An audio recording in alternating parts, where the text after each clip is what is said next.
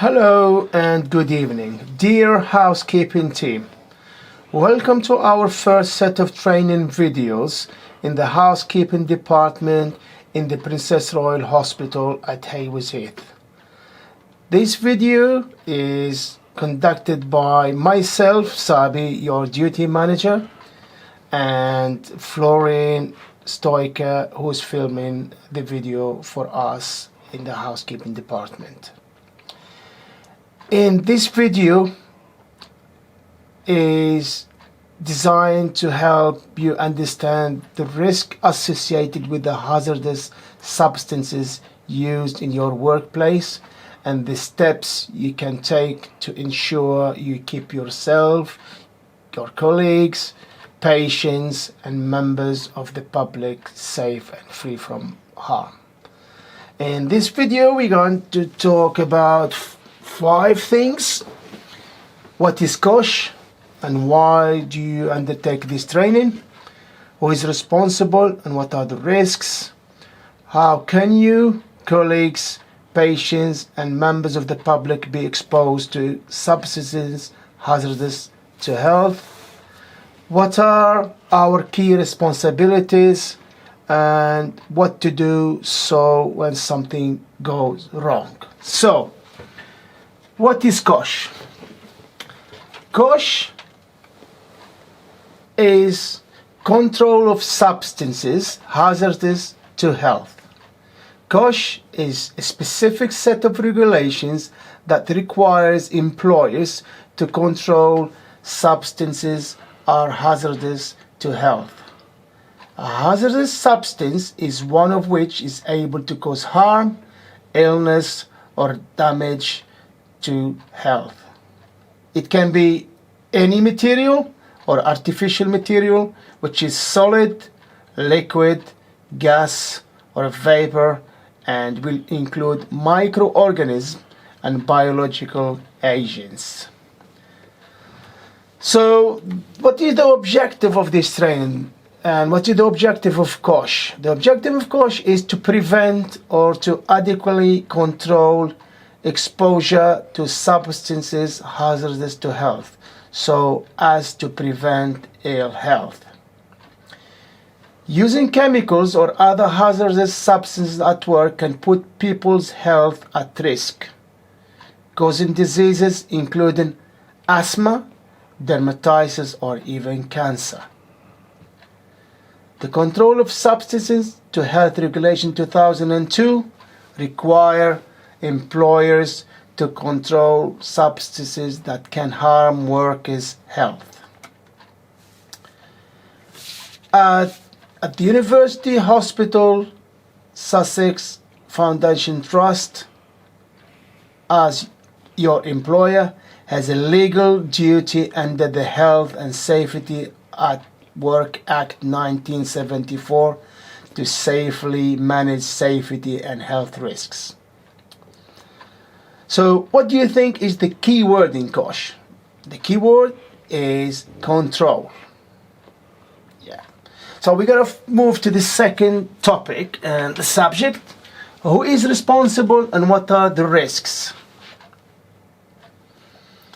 It is everyone in the workplace has a responsibility for keeping it safe, for their own safety and the safety of other people. Risk is part of everyone's life. We cannot avoid risk, but we can put things in place to manage them effectively. A COSHH risk assessment focuses on how the substance is to be used and for what. Most chemicals you may use at work are not dangerous if you use them properly and know what to do if something goes wrong, such as spillages, for example. However, some substances do need more careful handling than others and will present a hazard to the health of those persons using them. Such substances can be toxic, corrosive, or irritant and can cause disease, cancer, or allergy. Some substances have greater risk in different situations such as leaving them unattended in the presence of vulnerable adults and children. For example, children or a confused patient will see any liquid as a potential drink, unaware of the harm it may cause. So that's why in a lot of the times we insist that you don't leave your cleaning trolley unattended. Do not leave your cupboard open. So to prevent any dangerous accidents happen because of the misuse of the chemicals. Any of these risks need to be identified, controlled and recorded. So any COSHH breaches, it needs to be recorded and action needs to be taken about this. We can do this via the Trust COSHH risk assessment on how we should use safely for its intended purposes. We do not rely on the safety data sheets provided by the manufacturer to give us all the information we need. So, when undertaking a risk assessment, we need to, first of all, identify any hazards. Second, estimate the risks by who can be harmed and how. Third, evaluate the risk. This includes any controls of action to reduce the risk from hazard to ensure safely. Fourth, record our findings in Trust risk assessment. 5. Review the findings to ensure the risk assessment is being followed and is controlling the hazard to ensure safety. So we're going to move to the third subject now, and how can you, colleagues, patients and members of the public be exposed to substances hazardous to health? So the chemicals and substances hazardous to health can enter the body in the following way. So those substances, they enter the body in many ways. Through inhalation, absorption, injection, ingestion. To help control, need to prevent how substance enter the body. So absorption through contact with the skin, for example. Injection through exposed cuts, sharps, injury, splashes, injuries to your eye. Ingestion through the mouth, accidentally or intentionally splash injury. Inhalation to the lungs. So this is some of the example of the products that we use at our place. Some of them they discontinued now. So we used to do flush before. We don't use that now. We use the tablets, vehicle, toilet cleaner, etc. Examples of the hazard symbols on products we use. So have a look at the screen on the computer. So you got harmful to the environment, highly flammable, explosive, oxidizing, toxic, very toxic, corrosive, biohazards, harmful, gas under pressure, longer term health hazards. Example of COSHH assessment. For COSHH risk assessment we have a specific form which also includes monitor exposure. This is required for certain chemicals or biological substances, and these are highly controlled. You will not expose these types of chemicals or biological agents. There may be specific areas in the department where you are not allowed access, such as laboratories in pathology department. Any requirement for health surveillance, example hand audits for dermatitis, any first aid, emergency arrangement if exposed. So this is the COSHH risk assessment form, as you can see on the screen there, So it's explained to you all the hazard symbols in there and what you need to wear in case you using these chemicals. Here we go. We're gonna scroll down the screen and we're gonna move to what are our key responsibilities. So in this subject and topics, we're gonna go things you do and things you do not do. So things we can do: ensure chemicals are kept in secure designated areas. So in our case, we got to keep our chemicals in our cleaning cupboard. So make sure that your cleaning cupboard is always locked, not wedged, not put any towels on the top, and make sure you bring your ID badge with you so you can get access to our cleaning cupboards. Use the approved chemicals for the last task being carried out. Wear appropriate PPE at all times. Follow manufacturer's guidelines. Ensure that the correct contact time is adhered to if required.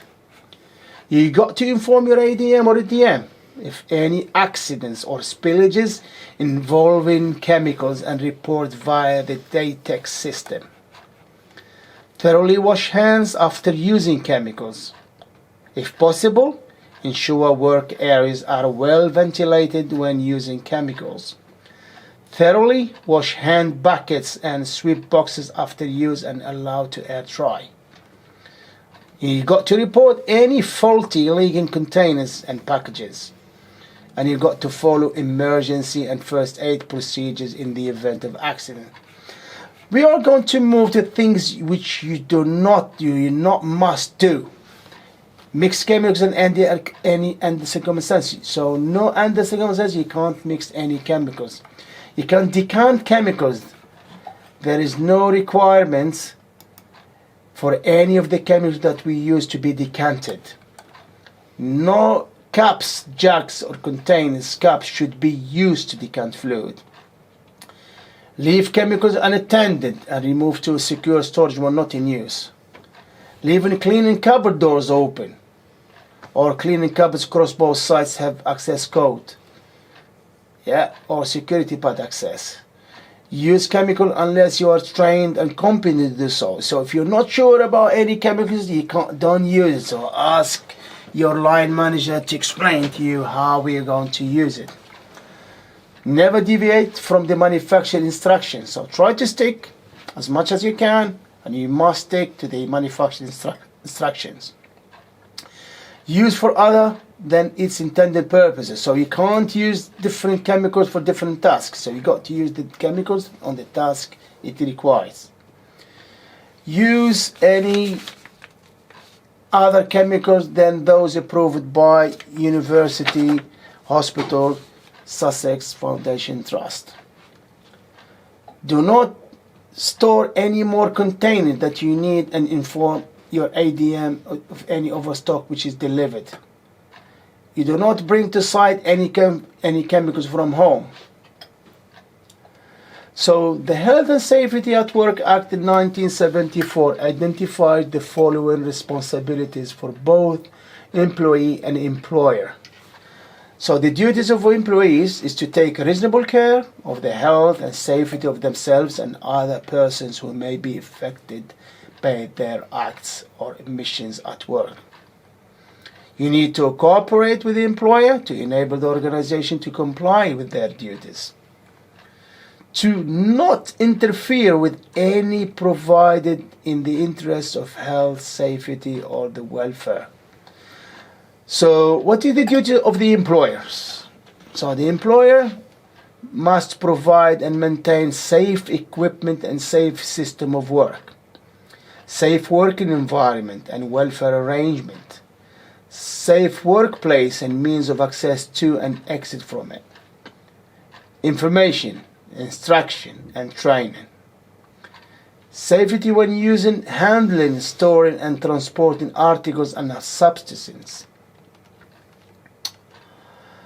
So we are going to move to the last topic. It's what to do when something goes wrong. So we hope nothing goes wrong, but sometimes things can go wrong.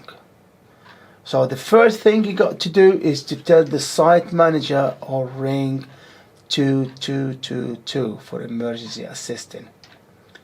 If anyone is killed, God forbid, or has a major injury because of work, if anyone else is hurt or gets ill at work, report this to your line manager or complete an incident report via the online DATEX system.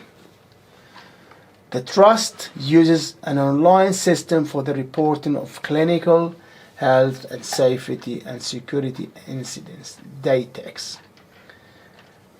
Data protection confidentiality issues are included within the security incidents. You can report an accident or read more about how are dealt with at the following website. So we are coming to the end of our video, and so find these links underneath and you can read more about COSHH. I would like to thank you in advance for taking the time to watch this useful video, and I hope you find it very helpful to understand the meaning of COSHH and why it's very important to follow what we went through the whole video. So to the next video, so we'll be discussing different subject and we're talking about different training. Thank you very much for watching.